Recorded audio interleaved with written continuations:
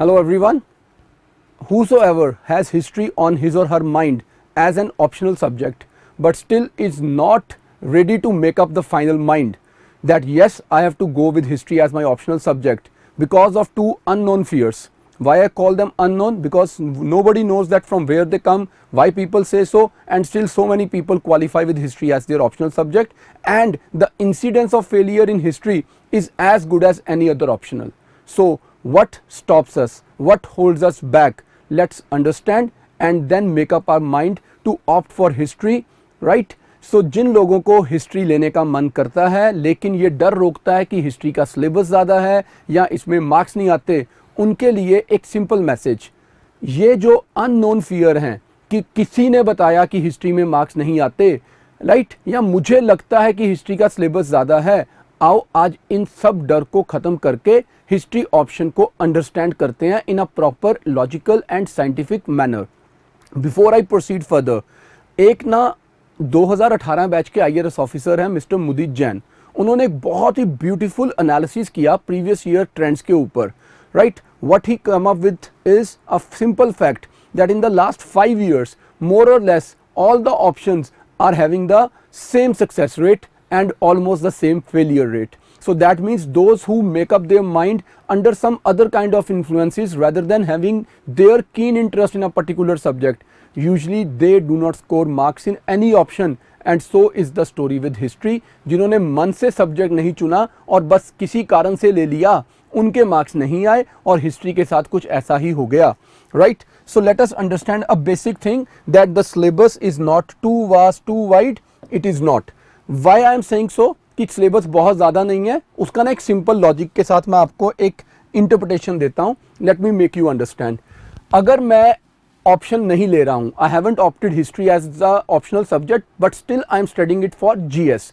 While studying it for GS मैं नई NCERT तो पढ़ूंगा ही पढ़ूंगा और 99.99% मैं ओल्ड एनसीईआरटीज भी पढ़ दूंगा और मैं तमिलनाडु वाली बुक्स भी पढ़ दूंगा और साथ में मैं नितिन सिंघानिया सर की कल्चर की बुक भी पढ़ूंगा. Once I have studied all this, now basis that let's discuss this. क्या मैं जब उस टाइम पर बैठूं और मैं एपिग्राफी की बात करूं तो क्या मुझे नहीं पता कि प्रयाग प्रशस्ति जो है वो हरीश सेन ने लिखी है समुद्रगुप्ता के लिए और उसके बेसिस पे उसकी कॉन्क्वेस्ट के बारे में हमें बहुत इंपॉर्टेंट इंफॉर्मेशन मिलती है. What different will they ask in optional when it comes to Prayag प्रशस्ति और हरीश सेन और Samudragupta and his conquests, right? Secondly, अगर मुझे एहोल इंस्क्रिप्शन के बारे में पता है कि ये रवि कीर्ति ने लिखा for Pulakeshin second the Chalukya king, what different they gonna ask me but for the idea of his territory, his conflict with Harsha or his administration, which is already given in NCERTs and some of the basic books that I have already referred to. Similarly, after doing the idea of epigraphy, if I talk about the Greek, the Chinese or the Arab writers, now let's talk about Greek writers. Don't I know about Indica written by Megasthenes? Am I not aware of Hunsang, Faihan and Aisang coming to India or the Arab merchant like Suleiman and other? Everybody's name is already given in NCERT and a little bit of information is there with which I can write a basic answer. Now what more I need to do? Only some value addition? So what I believe, मुझे क्या लगता है, जब आपने अच्छे से history के GS के नोट्स एक बार बना लिए हैं ना, उनको कराओ फोटोस्टेट करा के उनको एक अलग से कॉपी बना के उसके अंदर आप शीट्स ऐड करो और उसके आगे वैल्यू एडिशन करो, तो आपका बेस ऑलरेडी बना हुआ था, अब आप सिर्फ वैल्यू एडिशन कर रहे हो. और वो वैल्यू एडिशन भी किस चीज़ की हो रही है? डिफरेंट हिस्टोरियंस के इंटरप्रिटेशंस की, डिफरेंट हिस्टोरिकल स्कूल्स की, कि मार्क्सिस्ट हिस्टोरियोग्राफी ये बोलती है, सबाल्टर्न स्कूल ये बोलता है, राइट, या फेमिनिस्ट हिस्टोरियंस ये बोलते हैं. एक एक दो राइटर्स के नाम लिखे और उनके कुछ कुछ व्यू पॉइंट्स लिख दिए तो आपके ऑप्शन के नोट हो गए तैयार. अब अगर आप नई वाली एनसीईआरटीज भी पढ़ोगे उसमें आप क्या देखोगे कि अगर लेट्स टेक वन एग्जांपल कि जो विजयनगर एम्पायर या जो बहामनी किंगडम का टाइम था, उस टाइम पे बहुत से फॉरेन ट्रैवलर्स आए, रशिया से आए और साथ में वो इटली से आए. जितने ये राइटर्स ट्रैवलर्स आए उन्होंने क्या देखा और क्या लिखा वो तो एनसीईआरटी में दिया हुआ है. अब दो चार पॉइंट अगर उसमें ऐड कर दिए गए तो ऑप्शन का आंसर तैयार हो गया. Now look at this Indus valley civilization. क्या तुम जीएस में इंडस के ओरिजिन, उसकी date, extent, characteristic, decline, survival, significance and art and culture को अच्छे से तैयार नहीं करते हो?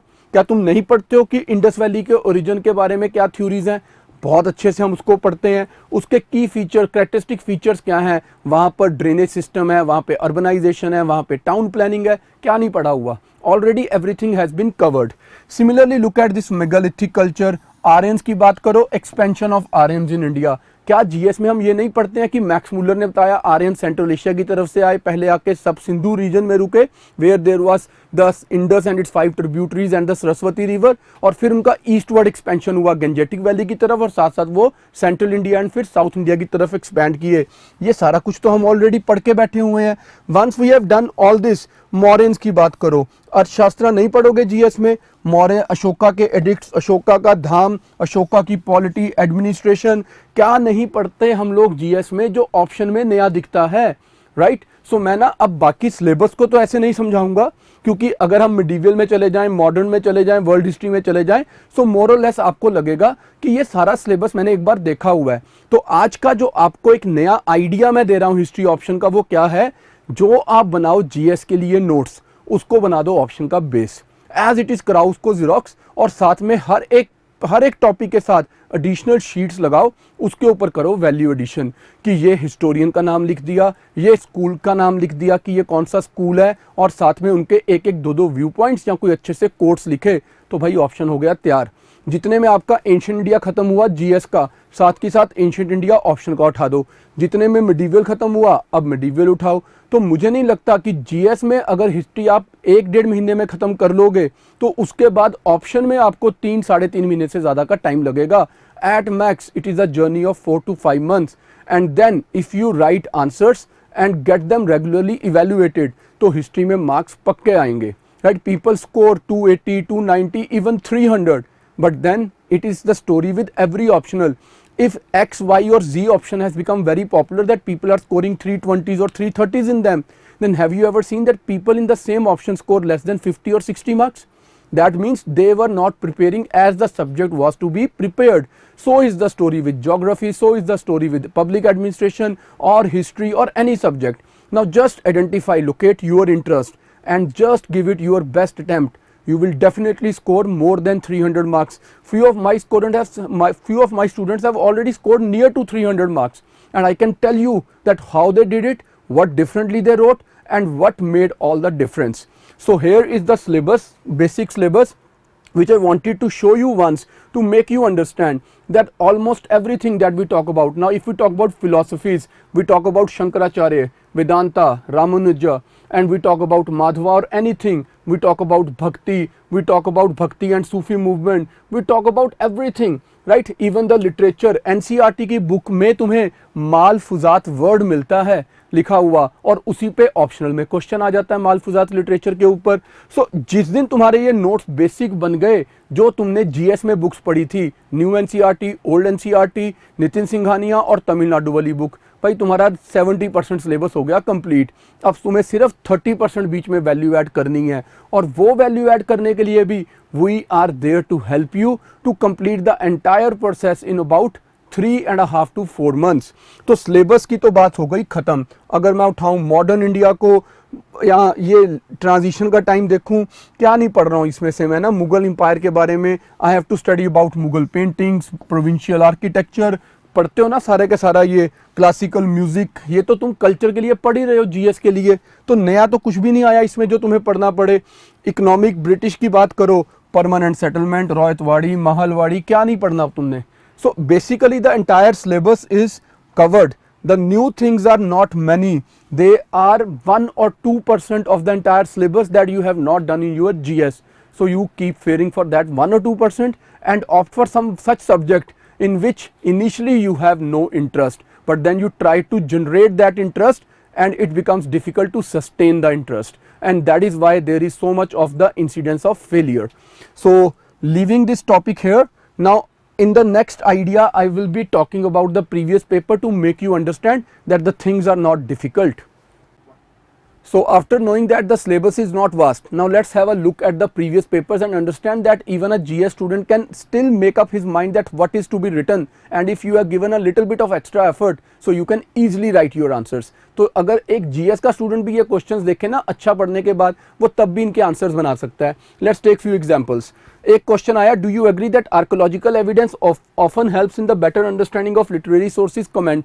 तो कहाँ से शुरू करेंगे? वैदिक एज से, क्योंकि उससे पहले तो लिटरेरी एविडेंसेस नहीं है. और एक सिंपल एग्जांपल आपके लिए, वैदिक एज में लिटरेरी सोर्सेज के थ्रू हमें जो फैक्ट्स पता चले एक्सपेंशन ऑफ आर्यन सिविलाइजेशन के, उसी के साथ आर्कोलॉजिकली हमें आयरन साइट्स और पीजीडब्ल्यू की जो साइट्स मिली हैं वो कोलैबोरेट करती हैं, वो ऑथेंटिकेट करती हैं लिटरेरी सोर्सेज को on the basis of archaeological sources. तो इसका आंसर तो इस तरह से बनेगा. Then the development of art and architecture during Sunga period belies the belief that they were anti Buddhist. Discuss. तो जहां पर ना हमें यह बताया जाता है कि पुष्यमित्र शुंग जो थे वो स्ट्रांगली एंटी बुद्धिस्ट थे और वो बुद्धा के फॉलोअर्स के बिहेडिंग के लिए पैसे तक ऑफर करते थे, कैश रिवार्ड्स देते थे.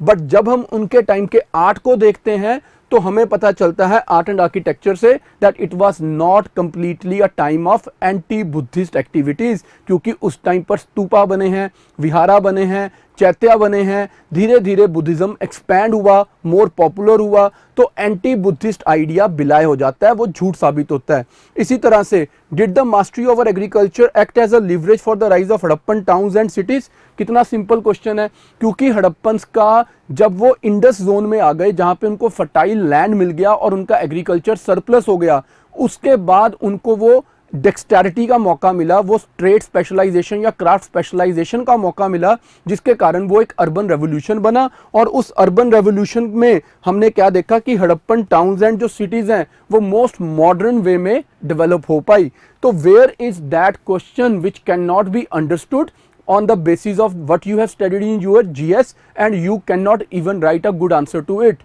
But add on to it now some historiography, some more facts, value add, value loaded facts, and you will be writing something that is very very authentic. अब ना कुशाना ट्रेड के बारे में आया हुआ है, राइट. सब कुछ छोड़ देते हैं. कनिष्का तो पढ़ा था ना GS में, और सिल्क रूट के बारे में पढ़ा था, तो उसी के बेसिस पे तो ये आंसर बनना है पूरे का पूरा कि कुशान्स के टाइम पे ओल्ड सिल्क रूट था, चाइना से चलता था, यूरोप से कनेक्ट करता था, ट्रेड रूट्स बने थे, और उसके कारण the flourishing international trade during Kushana period gave tremendous impetus to the development of art. अब वो ट्रेड रूट जो है वो गंधारा की तरफ से निकल रहा है, तो गंधारा आर्ट कितना ही पॉपुलर हो चुका था उस टाइम पे, राइट. तो इनको इसी तरह से आपने GS में पढ़ा हुआ है. अब आपको किस चीज का डर है और क्या चीज आपको रोकती है, ये आप मुझे खुद बताओ.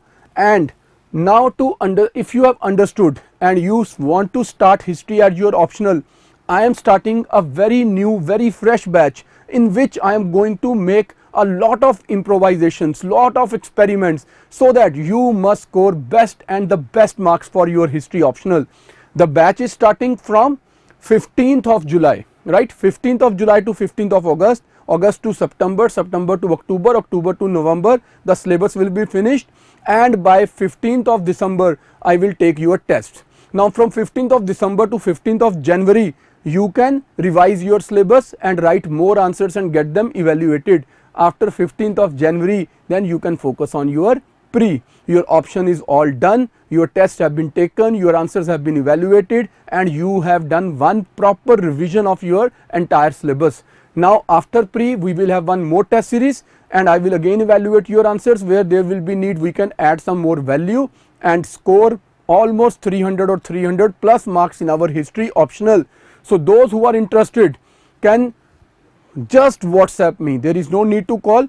WhatsApp me on my personal number which is given below, and I will personally get in touch with you, taking care of every aspect of your preparation, be it your optional, and even if you need help in your general studies, because my option will become helpful only when you qualify your GS in your pre, and if in case you get selected, the GS will play equal role. So wherever any of my optional student will need any help in GS component, Raj Malhotra will be standing with them. You will have me at your back, and I will ensure that you are under no stress, right? Thank you and best of luck.